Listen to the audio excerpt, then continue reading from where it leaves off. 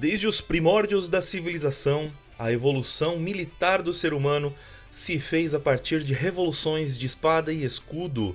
Vamos dar uma olhadinha como que isso evolui, defesa e ataque desde a Idade da Pedra até hoje, com os mísseis do Irã conseguindo superar o escudo de interceptadores do Domo de Ferro de Israel e Estados Unidos.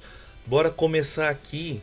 No período neolítico e paleolítico, o ser humano se degladiava com paus, pedras, lanças e o que tivesse ao alcance das mãos para garantir regiões de caça, regiões de migração de animais, regiões de acesso com água e regiões de coleta de frutas, especialmente nas temporadas de fruta e de caça.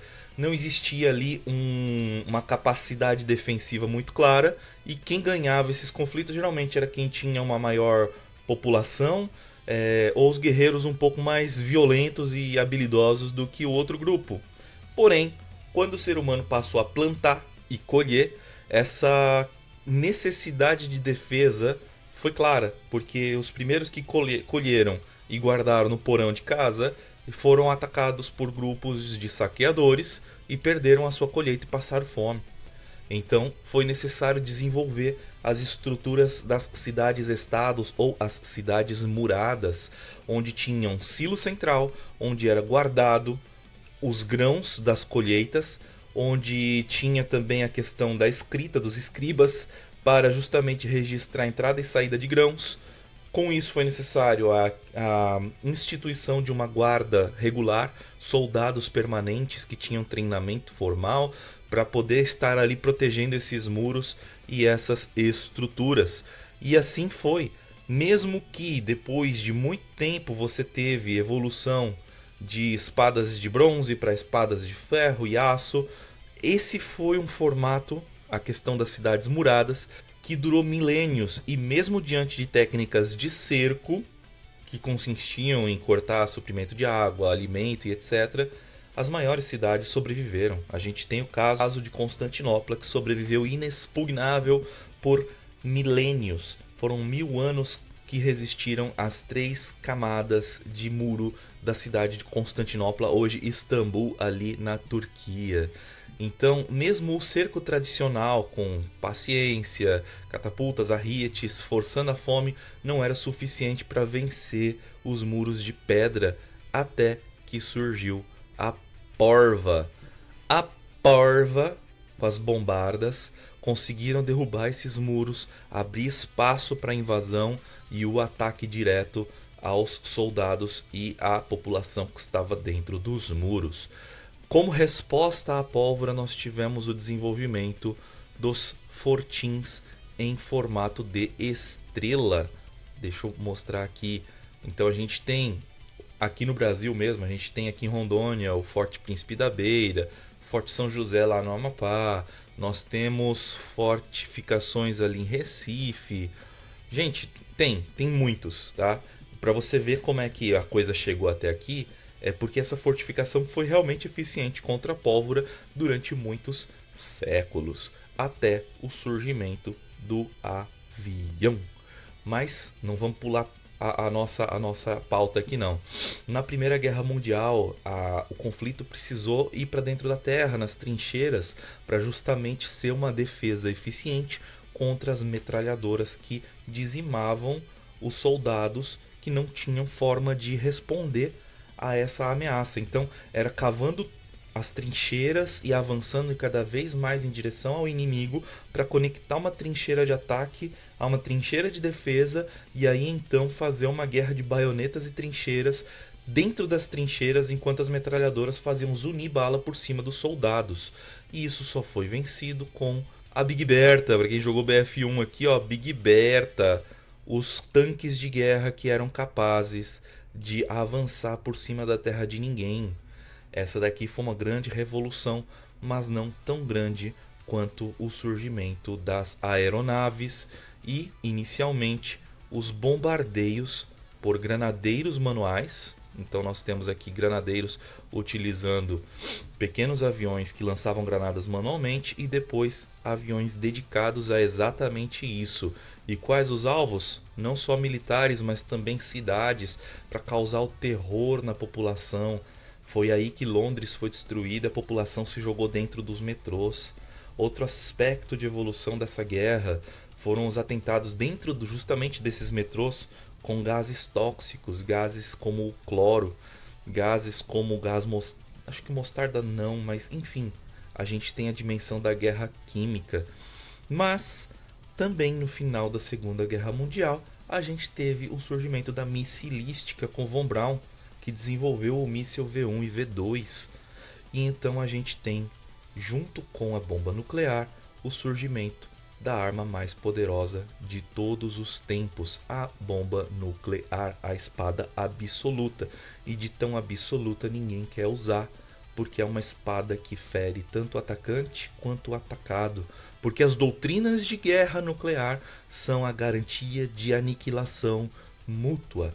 E existe inclusive sistemas de acionamento de ataque de mísseis programados. Olha só, se tem uma explosão nuclear, ela gera um tipo de abalo sísmico, de terremoto, com uma assinatura muito específica. Existem sistemas automatizados para que, em caso de um grande número de terremotos com essa assinatura, eles disparem mísseis nucleares de forma automática, sem a necessidade de mão humana. É a mão do homem morto, um sistema da Rússia capaz de lançar mísseis nucleares contra alvos pré-definidos, mesmo depois que não houver nenhum ser humano vivo na Rússia.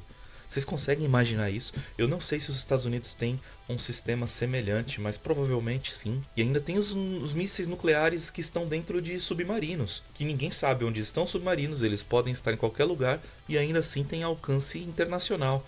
E ninguém vai conseguir destruir esses submarinos num ataque preemptivo de mísseis nucleares.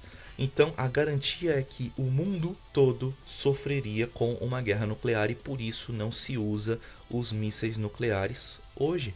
É uma boa razão para a gente evitar a guerra e é uma boa razão de porque a gente precisa trabalhar com diplomacia.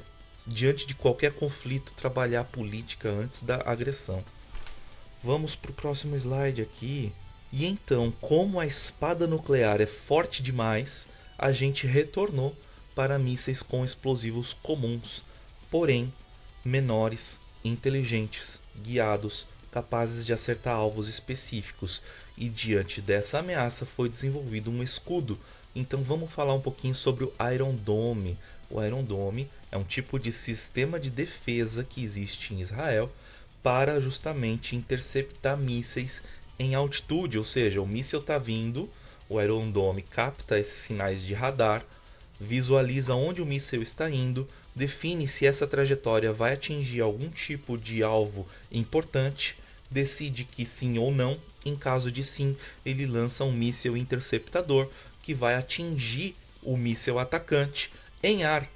Sim, ele explode perto do míssil que está voando no ar, destruindo a capacidade dele continuar sua trajetória até o alvo desejado. Então, às vezes esse míssil é completamente destruído no ar e cai em destroços. Às vezes esse míssil simplesmente é danificado ao ponto que ele perde a capacidade de manter a trajetória dele. E às vezes ele não consegue ser interceptado, ele alcança o objetivo dele. Então, diante dessa situação, e são 3 camadas, né, de proteção, tem o estilingue de Davi e tem o Arrow 3. E o foco é em eficiência, só que esses mísseis interceptadores custam muitíssimo caro. Você deve imaginar que a capacidade de correção de trajetória no ar é uma coisa que não é muito barata de você desenvolver. Então, nós temos agora o desenvolvimento de estratégias do Irã para justamente superar as defesas do Iron Dome. Como assim? É como se você deixasse de atirar uma flecha com um único arqueiro para atingir um único soldado do exército inimigo, e daí você pegasse uma legião de arqueiros, todos eles mirando para cima, atirassem e fizessem uma saturação de flechas no campo de batalha. Basicamente essa é a comparação. Então nós temos os mísseis iranianos atingindo o domo de ferro do Israel, porém com certas estratégias.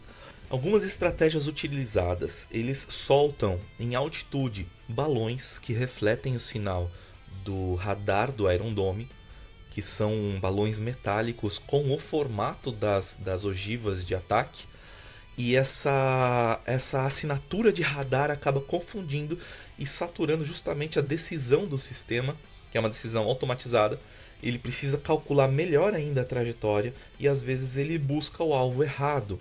Outra coisa, tem o chefe metálico.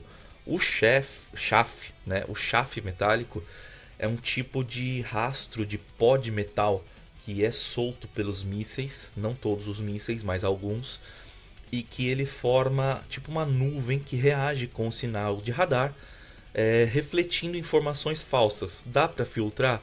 Dá, mas exige cada vez mais capacidade de processamento do radar e às vezes funciona também. Você tem também o ataque com drones kamikaze sem necessariamente ter as ogivas nele. Então sim, tem míssil sendo lançado contra Israel que nem tem uma bomba dentro, nem tem explosivo dentro. São mísseis antigos, são mísseis baratos, que são usados unicamente para explodirem contramedidas. Ou seja, você pega um míssil de 20 mil dólares, não coloca bomba dentro dele, lança contra Israel, Israel sobe um míssil de dezenas de milhões de dólares que tem ali. Não, dezenas não, vamos exagerar não.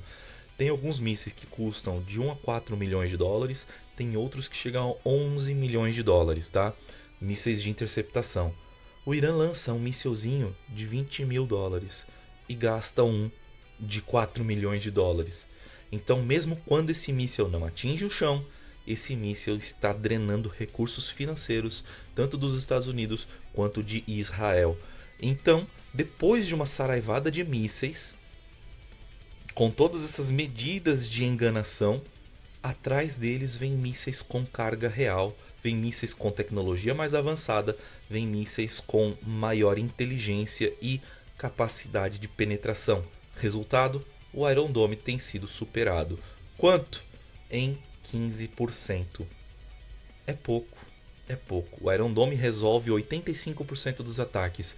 Porém, e se a gente considerar que 85% dos ataques é também de material de engano, de decoy, então a eficiência do Irã nesse ataque tem sido muito grande.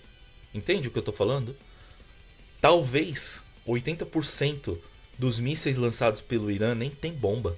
Talvez 80% dos mísseis lançados pelo Irã são apenas decoy, apenas enganação, para que 20% possa ter chance de atingir o chão.